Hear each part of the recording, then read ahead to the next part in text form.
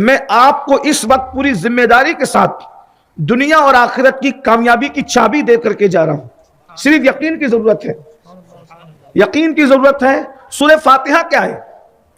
جسے الحمد کی سورت کہتے ہیں, جو مسلمان کا بچہ بچہ جانتا ہے. پوری دنیا میں سورہ فاتحہ, پوری دنیا میں کوئی چیز اتنی نہیں پڑھی جاتی جتنی سورہ فاتحہ پڑھی جاتی ہے. آپ کو میں بتاتا ہوں کیسے. پوری دنیا میں 2 ارب مسلمان ہیں. کتنے مسلمان ہیں؟ کم و بیش 2 ارب مسلمان ہیں, یعنی 200 کروڑ مسلمان ہیں. ان 200 کروڑ مسلمانوں کے اندر آپ کاٹ پیٹ کر کے اگر 10 کروڑ نمازی بھی پکڑ لیں, 200 کروڑ میں بہت کم میں بتا رہا ہوں, 10 کروڑ حالانکہ اتنے نہیں, اس سے زیادہ ہے, لیکن میں 10 کروڑ آپ کو کہہ رہا ہوں, 10 کروڑ نمازی بھی اگر آپ پکڑ لیں تو ایک نماز میں سورہ فاتحہ کتنی مرتبہ پڑھی جاتی ہے؟ اگر 2 رکعت ہے تو کم سے کم 2 مرتبہ, 4 رکعت ہے تو 4 مرتبہ. فجر میں 2 بار پڑھی گئی سورہ فاتحہ, ظہر میں 4 بار پڑھی گئی. یہ صرف فرض نماز ہے, ابھی نفل سنتوں کو میں نہیں جوڑ رہا ہوں. جو بہت سست لوگ ہیں میری طرح تو وہ صرف فرض جوڑ لیں. فجر کی 2, ظہر کی 4, عصر کی 4, مغرب کی 3. کتنے ہو گئے جی؟ 13 ہو گئے. عشاء کی 4, کتنے ہو گئے؟ 17. 17 رکعتیں ایک دن میں آپ نے پڑھی, 17 مرتبہ سورہ فاتحہ پڑھی. 10 کروڑ لوگ نے ایک دن میں 17 مرتبہ سورہ فاتحہ پڑھی. کتنی بار سورہ فاتحہ پڑھی گئی؟ 17 مرتبہ ایک مسلمان پڑھ رہا ہے نمازی, اور کم سے کم سمجھ لیجئے کہ 10 کروڑ نمازی ہے پوری دنیا میں. تو یعنی کم سے کم جو ہے ایک وقت کے اندر کروڑوں مرتبہ, ایک پورے دن میں کروڑوں مرتبہ سورہ فاتحہ پڑھی جا رہی, کروڑوں مرتبہ. اس کا حساب ہی نہیں ہے. سورہ فاتحہ سے زیادہ کوئی سورت نہیں پڑھی جاتی, سورہ فاتحہ سے زیادہ کوئی چیز نہیں پڑھی جاتی. یہ سورہ فاتحہ ہے. پھر اس سورہ فاتحہ کا حال یہ ہے, اگر کوئی غمگین پڑھے اس کا غم دور ہو, اس کی ضمانت رسول اللہ نے دی ہے. کوئی بیمار پڑھے اس کی شفا کی بشارت مصطفیٰ جان رحمت نے عطا فرمائی ہے. اگر پانی پہ دم کر کے کسی کو پلا دو, اللہ اسے شفا عطا فرمائے. کوئی ظالم حکمراں سامنے ہو, اپنی بات نہیں مانتا, اس کا چہرہ دیکھ کر سورہ فاتحہ پڑھ دو, اللہ تبارک و تعالیٰ اس کو آپ کے سامنے مسخر کر دے گا, ڈھیر کر دے گا. اس سورہ فاتحہ کیا ہے؟ اس کو سورۃ الدعا کہتے ہیں, اس کو سورۃ الشفا کہتے ہیں, اس کو سبا مثانی کہتے ہیں, اس کو ام الکتاب کہتے ہیں. یہ سورہ فاتحہ کیا ہے؟ توریت, انجیل, زبور اور جتنے صحیفے مصطفیٰ جان رحمت سے پہلے اللہ نے نبیوں پر نازل فرمائے تھے, وہ سارے صحیفوں, ساری کتابوں کو سمیٹ کر ایک قرآن میں جمع کر دیا اللہ نے, اور پورے قرآن کو اللہ تبارک و تعالیٰ نے سمیٹ کر کے ایک سورہ فاتحہ کے اندر جمع فرما دیا. اس کو ام الکتاب بھی کہتے ہیں. ام الکتاب یعنی یہ کتاب کی ہے, یہ کتاب کی اصل ہے, یہ کتاب کی ماں ہے. اللہ اکبر. اس کو فاتحۃ الکتاب بھی کہتے ہیں. یہ سورہ فاتحہ کیا ہے؟ اللہ اکبر, یعنی کتاب کی شروعات ہے. جس وقت سورہ فاتحہ نازل ہوئی, شیطان چیخ چیخ کر کے رویا, اور اس نے کہا امت محمدیہ کبھی ہلاک نہیں ہو سکتی. پورا قرآن نازل ہوا, شیطان اس وقت نہیں رویا. سورہ فاتحہ نازل ہوئی تو شیطان رویا چیخ چیخ کر, اور اس نے کہا اگر اللہ امت محمدیہ کو ہلاک کرنا چاہتا تو ان کو سورہ فاتحہ کبھی عطا نہ فرماتا. یہ سورہ فاتحہ ہے. سورہ فاتحہ یہ ہے. اب آئیے سورہ فاتحہ کی بات, قرآن کی بات آ گئی تو سورہ فاتحہ کی بات. سورہ فاتحہ کیا ہے؟ سورہ فاتحہ پڑھنے پر کتنا ثواب مل سکتا ہے انسان کو؟ آپ کا دماغ کیا کہتا ہے؟ کتنا ثواب مل سکتا ہے؟ میں اپنی طرف سے نہیں کہتا, سرکار غریب نواز کی یہ محفل ہے, ان کے ملفوظات میں سے ایک ملفوظ پڑھنا چاہتا ہوں کہ سورہ فاتحہ پڑھنے پہ ثواب کتنا ملے. آپ کے دماغ کے تالے کھل جائیں. میں صرف نقل کر رہا ہوں, اس ملفوظ کو بیان کر رہا ہوں ان کے ملفوظات سے, آپ کی عقل دنگ رہ جائے گی. پہلی بات تو یہ, صحابہ کرام کسی کو سانپ کاٹ لے تو سورہ فاتحہ پڑھ کے دم کرتے, بچھو کاٹ لے تو سورہ فاتحہ پڑھ کے دم کرتے. ہم کو کوئی منتر جنتر یاد کرنے کی ضرورت ہی نہیں ہے. سورہ فاتحہ. سرکار فرید ملت والدین, ہمارے بابا سرکار بابا فرید کی بارگاہ میں ایک عورت آئی, اور وہ عورت آئی, آنے کے بعد کہنے لگی سرکار میری بیٹی کی شادی ہے اور ابھی تک انتظام نہیں ہوا, تو کچھ انتظام کر دیجیے. بابا فرید رحمت اللہ علیہ نے فرمایا کہ وہ مٹی کا ڈھیلا اٹھا کے لائی ادھر، وہ مٹی کا ڈھیلا اٹھا کے لائی، آپ نے سورہ فاتحہ پڑھی، دم کر دیا اور کہا کہ مٹھی بن کر اور گھر جا کے کھولنا۔ اس نے جیسی گھر جا کے کھولا تو وہ مٹی کا ڈھیلا سونا بن گیا تھا۔ آج کل کے چھوکرے اس کا مذاق اڑاتے ہیں کہ یہ کیسے ہو سکتا ہے۔ میں نے کہا جس دن فرید سامنے آئے گا اس دن سب ہو سکتا ہے۔ آج تمہارے درمیان فرید نہیں ہے نا، اس لیے تم کو یہ اچھمبا لگ رہا ہے۔ مثال کے طور پہ اگر میں کسی کو یہ کہہ دوں کہ بن موسم کے پھل تمہارے حجرے میں آئیں گے تو لوگ کہتے ہیں یہ کیسے ہو سکتا ہے؟ میں نے کہا نہیں ہو سکتا، اس لیے کہ تم مریم نہیں ہے۔ جس دن تم مریم بن جائے تیرے حجرے میں بن موسم کے پھل آ جائیں گے، کیونکہ قرآن کہہ رہا ہے نا، قرآن نے کہا کہ حضرت مریم کے حجرے میں بن موسم کے پھل موجود تھے۔ میں اگر کہہ دوں کہ جب تو سوئے گا تو کتا تیری رکھوالی کرے گا، اور اگر تو 300 سال تک بھی سوتا رہا تو کتا تیری رکھوالی کرے گا، مذاق اڑائیں گے کیا بیوقوفی کی باتیں۔ میں نے کہا تو اصحاب کہف نہیں ہے، اگر تو اصحاب کہف بن جائے تو کتا تیرے دروازے پر 309 سال تک کے بیٹھ سکتا ہے۔ بات یہ نہیں ہے کہ نہیں ہو سکتا، سب ہو سکتا ہے، ہو سب سکتا ہے، اس لیے کہ کرنے والی ذات صرف اللہ کی ہے۔ ہو سب سکتا ہے، کیوں؟ آگ گلزار بن سکتی ہے، اس کے لیے ابراہیم چاہیے۔ دریا میں راستہ بن سکتا ہے، اس کے لیے موسیٰ چاہیے۔ لکڑی اژدہا بن سکتی ہے، اس کے لیے دستے موسیٰ چاہیے۔ اندھوں کی آنکھوں پہ ہاتھ رکھو تو اندھوں کو آنکھ مل جاتی ہے، اس کے لیے دستے عیسیٰ چاہیے۔ ٹھوکر لگا کے تم بسم اللہ کہو تو مردہ زندہ ہو جائے گا، اس کے لیے مسیح حضرت عیسیٰ چاہیے۔ بات یہ ہے کہ کرنے والی ذات صرف اللہ کی ہے، لیکن ذریعہ جس کو بنایا جاتا ہے وہ مردود لوگ نہیں ہوتے بلکہ محبوب لوگ ہوتے ہیں۔ اب آپ لوگوں کو ہماری بات اس لیے ہضم نہیں ہوتی کہ تم لوگ مردود لوگوں کے دور میں جی رہے ہو، الا ماشاءاللہ۔ اب محبوب لوگ بہت کم بچے ہیں۔ بھائی وہ محبوب کیسے ہو سکتا ہے جس کے پیٹ میں حرام لقمہ ہے؟ جس کے پیٹ میں لقمہ حرام ہے وہ محبوب کیسے ہو سکتا ہے؟ اس لیے کہ جس کے پیٹ میں حرام لقمہ ہوگا اس کی تو 40 دن تک عبادت ہی قبول نہیں ہے۔ جس کی عبادت مردود ہو وہ کتنا بڑا مردود ہوگا؟ غور کیجئے جملے پر، جس کی عبادت قدرت مردود کر دے وہ کتنا بڑا مردود ہوگا، اور مردود ہونے کے لیے ایک ہی لقمہ کافی ہے۔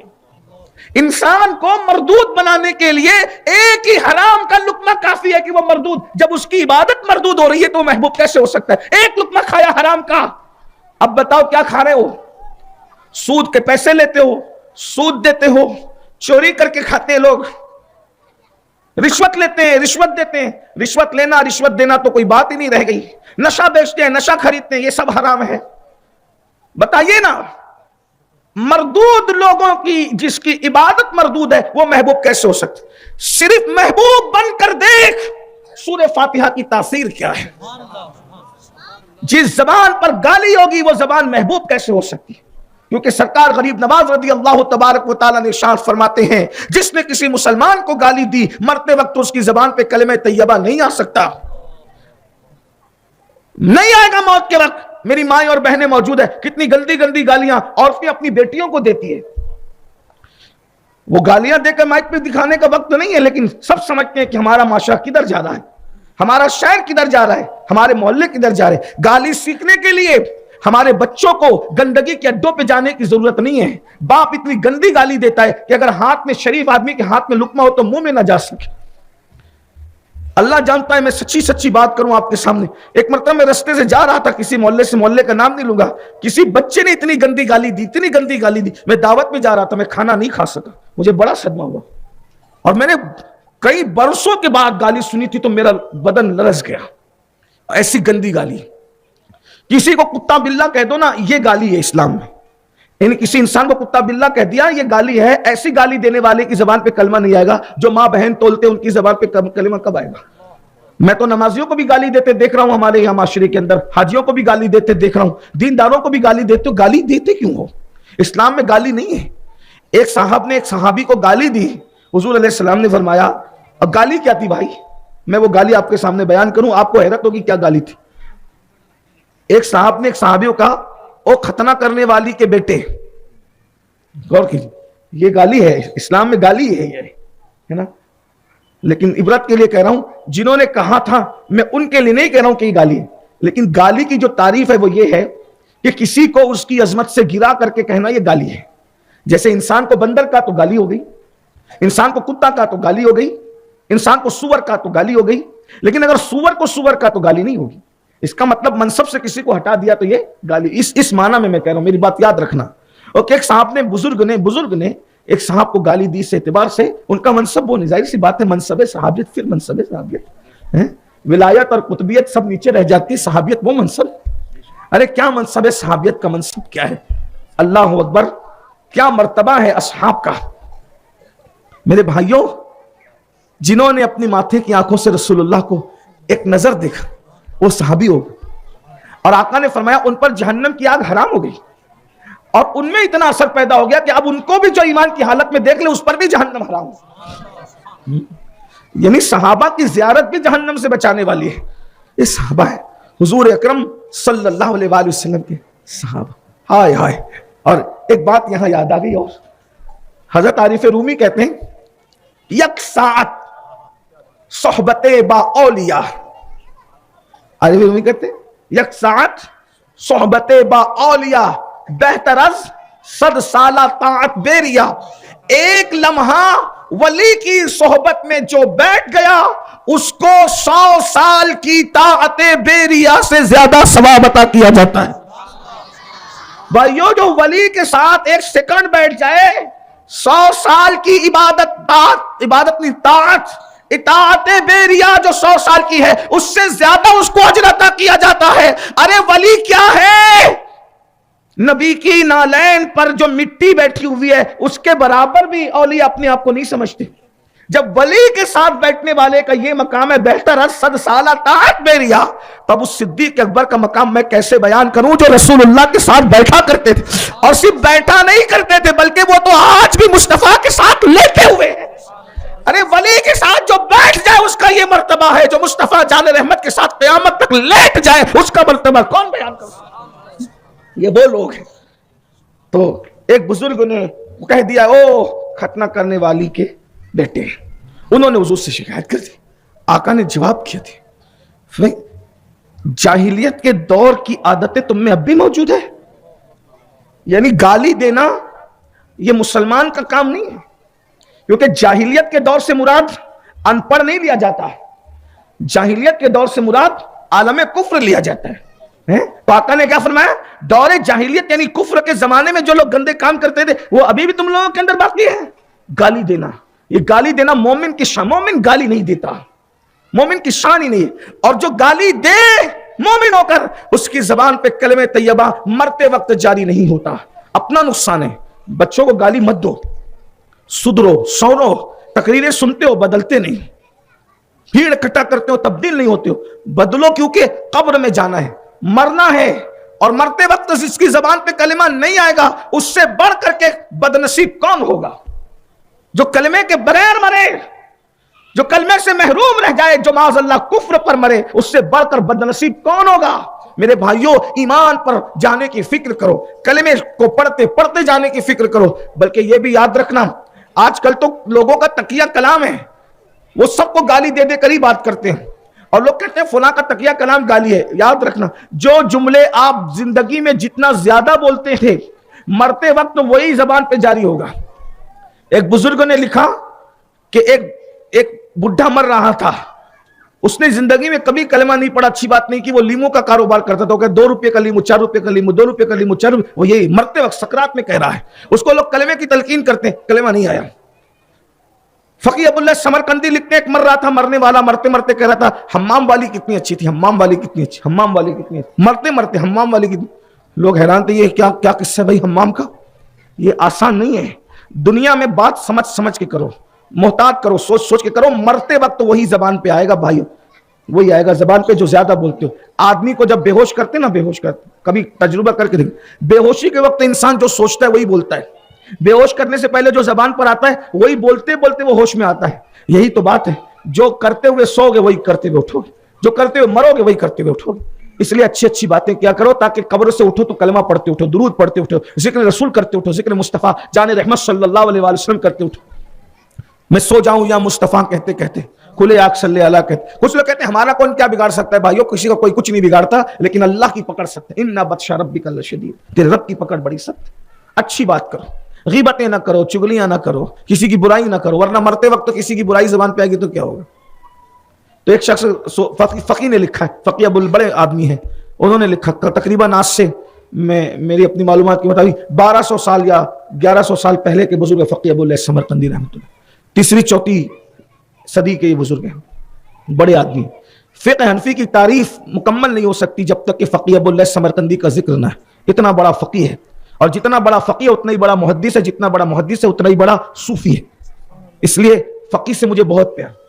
میں اکثر فقی کی کتابوں کو بطور وظیفہ پڑھنے کی کوشش کرتا ہوں, اور فقی کی کتابوں نے مجھے بہت فائدہ پہنچا. بڑے آدمی, بہت بڑے بزرگ, مجھے فقی کی کتاب جہاں سے مل جاتی میں اس کو اٹھا لیتا ہوں. بڑی چاشنی ہے فقی کی کتاب. امام غزالی, امام رازی, شیخ شہاب الدین عمر سہروردی, یہ لوگ ان سے حوالے لیتے ہیں. یہ فقی وہ آدمی ہے. فقی لکھتے ہیں کہ ایک آدمی مر رہا تھا تو کہہ رہا تھا حمام والی کتنی اچھی. یہ جو لڑکے چھوکرے بیٹھتے ہیں نا, تو بیٹھتے وقت یہ گناہ کا تذکرہ کرتے ہیں. کچھ مرد لوگ بھی گناہ کا تذکرہ کرتے ہیں پوری زندگی, کہہ کہ ارے یار میں جب ایسا تھا تو وہ ایسا تھا, اس سے یہ لڑ گیا تھا, اس سے وہ ہو گیا تھا, اس کے ساتھ وہ گناہ کیا تھا, اس کے ساتھ. یہ فقریہ کہتے ہیں. مرو گے تو کیا ہوگا ذرا سوچو, غور کیجیے. مرتے وقت کلمہ نہیں آ رہا, سب کہہ رہے کلمہ پڑھو بھائی, تو کہتا ہے وہ حمام والی کتنی اچھی وہی, اور حمام والی کتنی اچھی تھی, یہی کہتے کہتے مر گیا. تو لوگوں کو فکر ہوئی کہ بھائی یہ معمہ کیا ہے حمام والی کا. تو اس وقت اس کے دوستوں سے کہا کہ قسم دے کر کہتے ہیں کہ لوگوں کو عبرت تو ذرا یہ حمام والی کا مسئلہ ہے. تو کہا بات یہ ہے کہ ایک عورت تھی, بہت خوبصورت تھی, اس کو حمام میں جانے کی مسافر تھی, اس کو حمام میں جانے کی ضرورت تھی. تو وہ پوچھتے پوچھتے اس کے پاس آ گئی کہ حمام کدھر ہے. یہ آدمی مسافر ہوتا ہے تو استنجا وغیرہ کی حاجت تو لگی جاتی ہے, تو ضرورت پیش ہی آتی, تو حمام کدھر ہے. تو اس نے اس کی خوبصورتی کو دیکھ کر کے کہا حمام ادھر ہے, اور اپنے کمرے میں گھسا لیا اور دروازہ بند کر لیا. وہ بہت خوبصورت تھی, دروازہ بند کر کے کہا دیکھو یہ حمام تو یہاں نہیں ہے, لیکن میں تمہارے ساتھ زنا کرنا چاہتا ہوں. وہ عورت ہوشیار تھی. زنا کے بارے میں آپ کو کیا بتاؤں, میں زیادہ تو کچھ کہوں گا نہیں, لیکن غریب نواز کی محفل ہے تو میں ان کے ملفوظات سے غریب نواز فرماتے ہیں کہ جو زنا کرتا ہے اور زنا کے بعد غسل کرتا ہے, تو جتنے غسل کے زنا کے بعد قطرے ٹپکتے ہیں, ہر قطرے کے بدلے میں 1 سال کا گناہ اس کے نامہ اعمال میں لکھا جاتا ہے. کتنے قطرے ٹپکتے ہیں اندازہ کرو غسل میں, اور ہر قطرے, یہ زانی کا عذاب ہے, ہر قطرے کے بدلے میں 1 سال کا گناہ. اور جتنے قطرے ٹپکتے ہیں اتنے ہی شیاطین پیدا ہوتے ہیں, اور وہ شیاطین قیامت تک آوارہ چھوڑ دیے جاتے ہیں. وہ پاپ کرتے رہیں گے, کرتے رہیں گے, کرتے رہیں گے. ان سارے شیطانوں کا پاپ کا عذاب اس کے سر ڈالا جائے گا جس کے زنا کی غسل کی وجہ سے وہ شیاطین پیدا ہوئے تھے. کیا بات. صوفیہ فرماتے ہیں جو زنا کرتے ہیں اور توبہ نہیں کرتے, اگر توبہ کر لے تب تو معاف ہو گیا, لیکن اگر زنا کریا اور توبہ نہیں کیا, اللہ اس کی نسلوں میں ایبی اولاد پیدا کرتا ہے, لنگڑی, لولی, اندھی, تاکہ اس کے صدمے سے وہ ہمیشہ غمگین رہے. اب اس کا یہ مطلب نہیں ہے کہ جن کے گھر میں ایبی اولاد پیدا ہوتی ہے وہ سبھی زانی, ایسا نہیں ہے. کچھ لوگوں کو اللہ سزا کے طور پہ ایبی اولاد دیتا ہے, اور کچھ لوگوں کو اللہ امتحان اور آزمائش کے طور پہ دیتا ہے. تو وہ چند لوگ ہیں, 2% 3% لوگ, ان کو الگ نکال دیں. جیسے لوگ بیمار پڑتے ہیں بطور سزا, ایوب علیہ السلام بیمار پڑے درجات کی بلندی کے لیے, امتحان اور آزمائش کے لیے, تو سب کو ایک ساتھ نہیں تولا جا سکتا. اور اللہ جن کو امتحان اور آزمائش کے طور پہ ایبی اولاد دیتا ہے, وہ صبر کرتے ہیں, تو اللہ اس صبر پر ان کو نواز بھی دیتا ہے. کسی کو اس صبر پر کبھی ولی بنا دیتا ہے, مالدار بنا دیتا ہے, خوشحال بنا, جو چاہتا عطا کرتا ہے. یہ زنا کی سزا. حمام کے نام پہ گھسا لیا اور کہا میں تیرے ساتھ بدکاری کرنا چاہتا ہوں. تو عورت ہوشیار تھی, بہت ہوشیار تھی. وہ کچھ عورتیں بہت ہوشیار ہوتی ہیں اور ان کی ہوشیاری ان کو کام آ جاتی. اس نے کہا یہ تو مجھے بھی پسند ہے, جس بدکاری کی تو دعوت دے رہا ہے یہ مجھے بھی پسند ہے, لیکن مجھے بھوک لگی ہے. بھوکے پیٹ حرام کاری کرنے سے کیا فائدہ ملے گا, پہلے کھاتے ہیں. ایک کام کر, حلوہ پراٹھا لے کر ہم پہلے مل کے اس کو کھائیں گے, پھر خوب شان سے بدکاری کریں گے اور مزے اڑائیں گے. بھوکے پیٹ مزہ نہیں آئے گا. یہ تو سوچنے لگا یہ تو مجھ سے بڑی بدکارہ نکلی. اس نے سوچا کہ جب یہ ایک جملے میں راضی ہو گئی تو یہ حلوہ اور پوری لانے کے لیے, حلوہ پراٹھا پوری لانے کے لیے چلا گیا. ادھر یہ گیا اور یہ اپنا دامن بچا کر کے نکل کے چلی گئی. اب اس پر وہ اس کے حسن کا اتنا طلسم تھا, یعنی جادو تھا, کہ یہ جہاں بیٹھتا تھا دوستوں میں کہتا تھا یار وہ حمام والی کتنی اچھی تھی, کیا خوبصورت تھی, کتنی اچھی, کیا خوبصورت تھی, کتنی اچھی, کیا, بس یہ کرتا رہتا. مرتے وقت بھی یہی کرتا. جو زنا کی فلمیں دیکھ رہے ہیں نا, مرتے وقت ان کی نظر میں رسول اللہ کا جمال نہیں آئے گا, وہی ننگے زنا کے مناظر پھر رہے ہوں گے, وہ مر رہے ہیں. بہت نقصان ہے, گناہ کا نقصان بہت ہے. یہ مت سوچو کہ تم جو کچھ کر رہے ہو کوئی نہیں دیکھ رہا ہے. اینڈ بہت خراب ہے, گناہ کا اینڈ بہت خراب ہے, گناہ کا اینڈ بہت دردناک ہے. موبائل کا مس یوز کرنے والوں, موت کے وقت کے لمحات کو سوچو. ارے موت کے وقت تو بھیڑیا بھی سدھر جاتا ہے, موت کے وقت تو کتے کو بھی جب اپنی اوقات یاد آتی ہے. موت کیا ہے؟ فرعون بھی ڈوبتے ڈوبتے بولا آمنا برب العالمین, میں رب العالمین پر ایمان لایا. اللہ نے کہا قبول نہیں, اس لیے کہ پوری زندگی گندگی کرتا رہا, انا ربکم الاعلی کی صدائیں بلند کرتا رہا, پاپ کرتا رہا. اور جب اللہ نے تجھے موت کا منظر دکھایا, اپنی اوقات یاد آئی تو کہتا ایمان. اللہ نے اس وقت ایمان بھی قبول. یعنی جب اللہ تعالیٰ پکڑ کرتا ہے تو پھر مقام بھی آتا ہے کہ اللہ ایمان بھی قبول, جا تیری توبہ بھی قبول نہیں, تیرا ایمان بھی قبول. اس لیے نوجوانوں سے کہتا ہوں موت یاد رکھو. گندی فلمیں دیکھنے سے پہلے سوچو کہ میں مروں گا تو یہ منظر گھومیں گے تو کہ میں جہنم کا ایندھن نہ بنوں گا. کوئی جملہ کہنے سے پہلے یہ گندی گندی غزلیں, گندے گندے گانے جو گاتے ہو, اللہ نہ کرے اگر زبان پہ گانا آ گیا تو, گندی غزل آ گئی تو, کلمات کفر آ گئے تو, چلے اس بات کو سمیٹتا ہوں, تو پیٹ میں حرام ہوگا, زبان پہ حرام ہوگا, کان حرام سنیں گے, محبوب نہیں بن, محبوب بنو اللہ کے. بابا فرید سرکار نے سورہ فاتحہ پڑھی اور دم کیا, اور دم کرنے کے بعد اس کو کہا گھر جا کے کھولنا. اس بڑی عورت نے کھولا. انسان تو لالچی ہوتا ہے, اس نے دیکھا کہ سونا. اب وہ اتنا سا ڈھیلا جو تھا وہ سورہ فاتحہ, اچھا بابا نے زور سے پڑھا. بابا فرید, بابا فرید, بابا فرید ہے. بابا فرید وہ ہے جب نوجوانی میں چلا کر رہے تھے تو غریب نواز قطب الدین بختیار کاکی سرکار سے ملنے گئے تھے. تو سب مرید ملنے آئے غریب نواز کے کہ دادا پی رہا ہے, دادا پی رہا ہے. بابا فرید ملنے نہیں ہے. تو سرکار غریب نواز نے کہا کہ وہ مسعود کدھر ہے؟ ان کا اصل نام مسعود ہے, مسعود کدھر ہے؟ فرید ان کا نام نہیں ہے, یہ لقب غریب نواز نے عطا کیا. کہا مسعود کدھر ہے؟ تو کہا حضرت وہ تو چلے میں بیٹھا ہوا ہے, ریاضت اور مجاہدے کر رہا ہے. تو کہا کہ وہ نہیں ملے گا؟ تو کہا ابھی بلاتا ہوں. کہا نہیں, اس کو نہیں بلانا, ہم خود جائیں گے وہاں. دیکھ رہے یہ بابا, میرے بابا صاحب, بڑے بابا, بڑے عظیم بابا, اللہ اکبر. بابا فرید, بابا فرید ہے. میں کیا عرض کروں, سب سنابل میں جو لکھا ہے بابا فرید کے لیے کہوں تو آپ اٹھ کے بھاگ جائیں, لیکن پڑھنا ہے تو وہاں جا کے پڑھ لے بابا فرید کیا ہے. بہت ساری باتیں لوگ ہضم نہیں کر پاتے تو ہم بول بھی نہیں پاتے. یہ دستور زبان بندی ایک ایسا تیری محفل میں, یہاں تو بات کرنے کو ترستی ہے زبان. بہرحال جتنا ہضم کر سکتے اتنا ہی کہہ رہا ہوں. تو غریب نواز خود چل کر گئے. بابا صاحب بھوک اور پیاس اور ریاضت اور مجاہدے سے اتنا نڈھال تھے کہ کھڑے ہونے کی طاقت نہیں تھی. دیکھو مقبول ایسے بنتے ہیں, 3 ٹائم جو ہے وہ حرام پیٹ میں بھرو گے اور ڈکارے بھی نہیں لوگے تو کون مقبول. یہاں تو حلال بھی چھوڑ دیا ہے, اللہ کی رضا کے لیے حلال بھی چھوڑ, نہیں کھانا, جاؤ. روح کی غذا عبادت ہے, روح کو تارو تازہ کرے, جسم کو کمزور کرے, نہیں کھا رہے. جب دادا مرشد کو اور پیر و مرشد کو دیکھا تو اٹھ کے کھڑے ہونے کی کوشش کی, گر گئے زمین, نہیں کھڑے ہو پائے. لیکن گرے بھی تو کس شان سے, بمشکل تمام 17-18 سال کی عمر تھی, اس سے زیادہ. یہ مجاہدے طے کر رہے تھے, ریاضتیں کر رہے, گرے بھی تو کیسے؟ مرشد کے پیر پہ, اپنے آپ کو مرشد کے پیر پہ گرائے, قدم بوسی کی. آج کا ماحول بھی ایسا ہے کہ آج کل کے اسکول اور کالج کے لڑکوں کو قدم بوسی سے بھی تکلیف ہے. بولے یہ کہ تو شرک ہو گیا بھائی قدم بوسی. اور چھوکرے لوگوں, ایک قدم بوسی شرک نہیں ہے. ابو داؤد شریف کی حدیث ہے, صحابہ کرام رسول اللہ کے ہاتھ بھی چومتے تھے اور پیر بھی چومتے.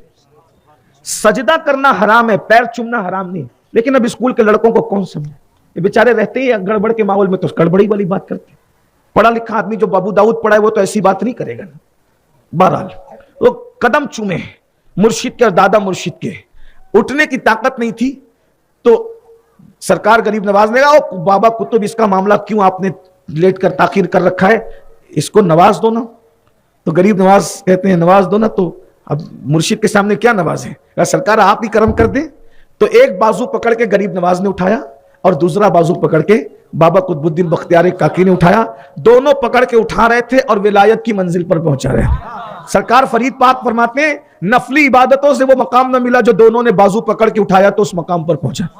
سینکڑوں سال کی محنتیں وہاں نہیں پہنچا سکتی تھی جو مرشد کی نظر اور دعا نے پہنچا. بابا صاحب بہت خوبصورت تھے. بابا صاحب سرکار فاروق اعظم کی اولاد میں سے. سورہ فاتحہ زور سے پڑھی, وہ سونا بن گئی, مٹی کا ڈھیلا سونا بن گیا. بڑھیا کو آئی لالچ, انسان لالچی ہوتا ہے. پہلے تو پورا گھر بھر لیا مٹی کے ڈھیلوں سے, اور جب مٹی کے ڈھیلوں سے گھر بھر لیا تو کہا بابا صاحب نے تو ایک ہی بار فاتحہ پڑھی اور یہ پوری رات پڑھ پڑھ کے پھونکتی رہی, مٹی مٹی ہی رہی. آئی کہا حضرت یہ کیا بات ہوئی, آپ نے بھی سورہ فاتحہ پڑھی, میں نے پڑھی, آپ نے تو ایک ہی بار پڑھی, میں نے تو پوری رات پڑھی, لیکن آپ کی پھونک سے مٹی سونا ہوگی, میری پھونک سے نہیں ہوئی. بابا صاحب نے بہت پیاری بات ہے, بیٹا قرآن تو وہی ہے, اس کا اثر بھی وہی ہے, اس کی تاثیر بھی وہی ہے, اس کا ثواب بھی وہی ہے. لیکن فرید جیسی زبان تو لا, فرید جیسی زبان لا بیٹا. اس کے بعد فاتحہ پڑھ پھر دیکھ فرید کی زبان کیا تھی, کیا گوشت کی نہیں تھی؟ وہی گوشت کی زبان, وہی اتنی جتنی سب کی ہوتی ہے. پھر وہ زبان کیا تھی؟ وہ زبان گالی نہیں دیتی تھی, درود پڑھتی. وہ زبان غیبت نہیں کرتی تھی, سیرت النبی بیان کرتی تھی. وہ زبان چگلیاں نہیں کرتی تھی, مصطفیٰ جان رحمت کا ذکر کرتی تھی. وہ زبان حرام نہیں کھاتی تھی, حلال کھاتی تھی. بلکہ میرے بھائی بابا فرید تو اتنے محتاط تھے, پوری زندگی میں کبھی قرضے کو لے کر بھی نہیں کھایا. سود اور جوا اور حرام اور سٹا تو دور کی بات, کبھی قرضہ لے کر بھی نہیں کھایا. بلکہ اپنے مریدوں کو کہتے تھے اگر اللہ تک پہنچنا ہے تو قرضے سے بچو.